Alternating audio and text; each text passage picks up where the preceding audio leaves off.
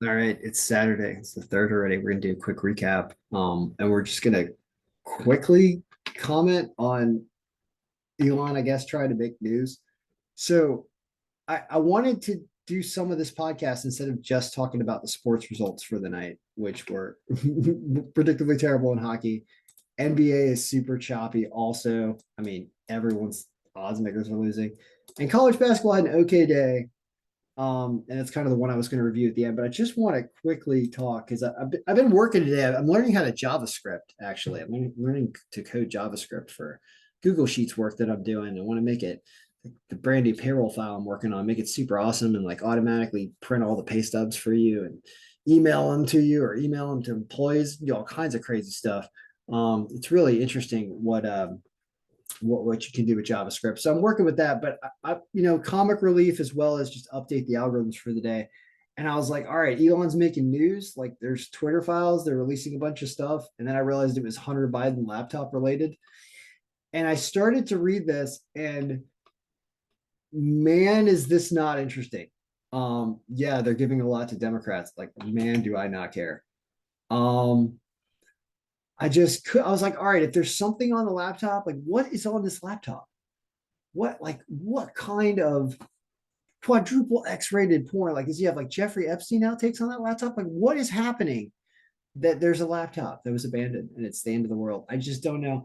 I couldn't get it other than that looked like Twitter wanted to protect Biden and wanted him to win. And I think we all should have wanted Biden to win. We don't want Trump anymore. So I'm okay with that goal. But whatever, he bought Twitter. Good. So you can take over now, Elon. Like you don't need to prove to me that people that are left leaning wanted left leaning people to win. That is not news. Um, so what's on that laptop if it's so interesting? I want to know. At this point, I want to know what's on the laptop. Is there anything good? But it's got to be real. I don't want to hear fake laptop stories. So do a good job. Now let's go to sports. Hockey got destroyed.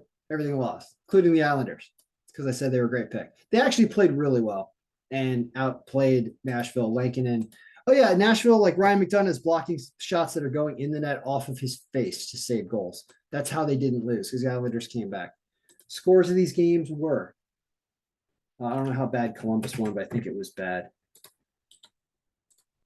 Something like this. Everything loses. Funny. That's hockey. We expect it. It's hockey. NBA. Big underdogs lose or big favorites lose here, which is crazy. Minus 600s, all kinds of weird stuff. There were injuries here, but it just looks like an absolute disaster. And if I'm not going to be, nobody paid for NBA today. And I actually don't want to do videos like this when I just throw it together because I feel like we need to do work on what the injury points are and stuff like that. And I'm not interested in doing other stuff. College basketball does interest me because there's so many games. So what happened college basketball wise? I found an error in the file and fixed it related to code. It was saying that Bryant was not playing Brown but playing somebody else in the version I put out in the video. Fixed some errors. Looked at this, and so how did it do today? It goes 13-2 at home teams with just Bryant losing and NC State losing to Pittsburgh. Both crazy lines. Everything else wins. Idaho does win, and they crushed it too, by the way. So not bad from the home perspective. Away teams 4-4, totally predictable. What I tell you, away teams don't win except for Towson. Remember, Towson was like the only one. It almost predicted that game score exactly. And Gonzaga had this backwards. I think Gonzaga was actually home, yet they lost. So it's still a loss regardless. So not a bad day. I didn't bet on any of this. Should have bet if I had bet, I would have made one bet and would just want to follow one game. The odds said it was go with Idaho, but I was scared because it was all the way down there. And Kennesaw State wins on the road, but I would never say do that because it's on the road. But it was a plus 165. And you see like what should your home bump have been to get this thing even better, right? Look at our these two home teams lose, you're gonna lose two games regardless, no matter what you bump this. But you could see that if you bumped it just a little more, bump it to 7%, you can see that the Wake Forest game is gonna flip. You end up what happened? Oh, I gotta change the date. The date just changed because we just changed the date. I'll fix that right now. And we just went over a midnight era when I opened this up.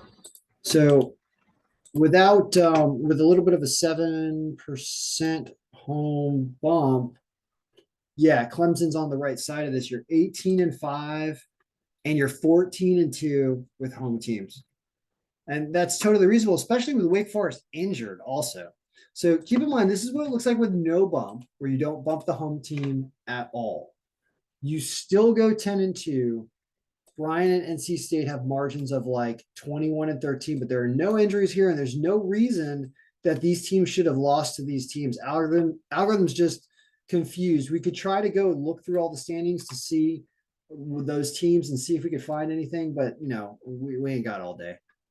And then your away teams would go 4-7. That's why you bump stuff. So here's the deal, right? Look at the margin and look at the resulting, what happened with this away team, right? See how there's a chunk of losses here? That's because close games, home teams always win.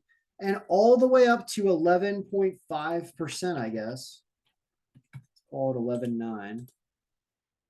That's how you do it. That was a maximum, that was a proper bump today of 11.9, which yields a 19-4 day, 13-10 on the spread, and you only lose Mercer and Harvard. So you don't get that Kennesaw State win, and you don't get that UMass win that you get if you only bump this 7%. So it's kind of the interesting part of that there, right? Is like, well, do you want to win these games right here?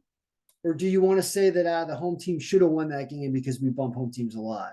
It's a tough call. And that's kind of why looking over this, there's a lot of art to this about stuff. It just says that when you're down in this area, you never really make the money on Kennesaw State because you just don't. You don't make it on UMass, which was, by the way, was a favorite anyway. So if you were going to choose one of them, you would have chose Kennesaw State.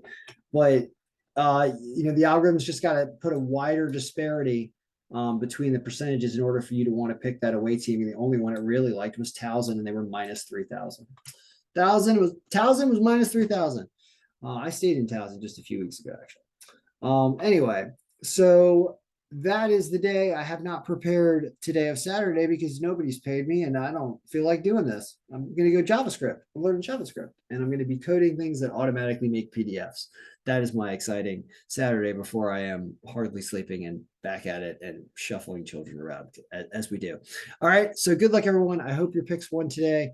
My hockey pick here of the day, of course, did not, but the Islanders did shoot pucks at people's faces and score goals where the puck goes 99% of the way across the line and somehow gets pulled out by the skate of the goaltender before crossing over and showing white ice and not getting a goal in the first period.